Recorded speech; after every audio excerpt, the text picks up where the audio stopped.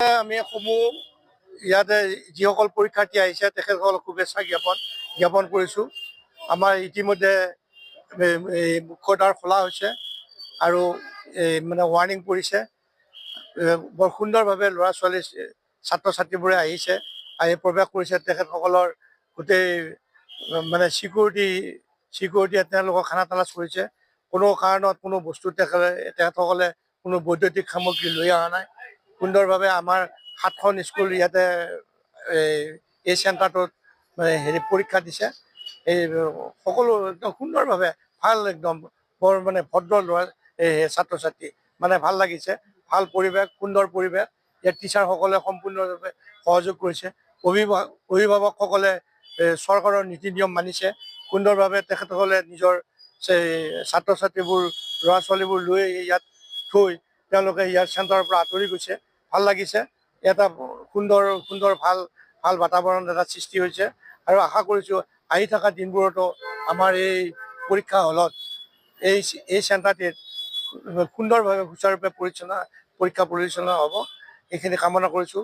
আৰু সাংবাদিকসকলৰো সহযোগিতা, সকলো প্ৰকাৰৰ সহায় সহযোগিতা আমি কামনা কৰিছোঁ। ধন্যবাদ। বৰনৈ ছিনিয়ৰ ছেকেণ্ডেৰী যিটো পৰীক্ষা কেন্দ্ৰ আছে, হাইস্কুল শিক্ষান্ত পৰীক্ষা, আজি প্ৰথম দিন HSLC পৰীক্ষা অসমীয়া আজি আছে। আৰু আমাৰ এই পৰীক্ষা পৰিচালনা সমিতিৰ নেতৃত্বত এটা সুন্দৰ পৰিৱেশ আমি ইয়াতে সৃষ্টি কৰিছোঁ। আৰু আমাৰ ইতিমধ্যে আমাৰ পৰীক্ষা কেন্দ্ৰত ছাত্ৰ ছাত্ৰীসকলে পৰীক্ষা দিবৰ কাৰণে প্ৰৱেশ কৰিছে আৰু কোনো ধৰণৰ গাৰ্জেন আমি ইয়াতে প্ৰৱেশ কৰিব দিয়া নাই। আমাৰ এই বিদ্যালয়ৰ এই কেন্দ্ৰটোৰ অধীনত 7খন ফিটাৰ স্কুল আছে আৰু 256গৰাকী পৰীক্ষাৰ্থীয়ে আজি ইয়াতে অৱতীৰ্ণ হ'ব পৰীক্ষাত। আৰু ইতিমধ্যে আমাৰ গাৰ্জেনসকলে যথেষ্টখিনি সহযোগিতা আমাক আগবঢ়াইছে আৰু সকলোৰে পৰীক্ষা ভাল হওক তাৰে শুভেচ্ছা জনাইছোঁ। ইতিমধ্যে নিৰাপত্তা কটকটীয়া কৰি লোৱা হৈছে। কোনো ধৰণৰ আমি গাৰ্জেন বা অন্য ব্যক্তিক আমি পৰীক্ষা কেন্দ্ৰৰ ভিতৰত প্ৰৱেশ কৰিব দিয়া নাই। প্ৰশাসনৰ মানুহে ইতিমধ্যে আহি কিনে আমাৰ লগত সহযোগ কৰিছে আৰু আমাৰ কমিটিৰ যিসকল বিষয়ববীয়া আছে তেওঁসকলে বাহিৰত পেট্ৰলিঙৰ ব্যৱস্থা কৰিছে। এটা সুন্দৰ পৰিৱেশ, নিৰাপত্তাত আমি কোনো ধৰণৰ কৃপণালি কৰা নাই। 256গৰাকী ছাত্ৰ ছাত্ৰীয়ে পৰীক্ষা দিব 7খন ফিটাৰ স্কুল।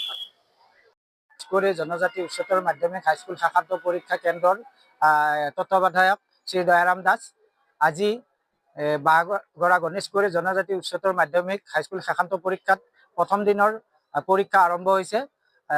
যথেষ্ট শান্তিপূৰ্ণভাৱে পৰীক্ষা আৰম্ভ হৈছে। এইবেলি আমাৰ এই কেন্দ্ৰত 424গৰাকী শিক্ষাৰ্থীয়ে পৰীক্ষাত অৱতীৰ্ণ হৈছে। শিক্ষাৰ্থীকে এই চেগতে মই আন্তৰিক অভিনন্দন জ্ঞাপন কৰিছোঁ।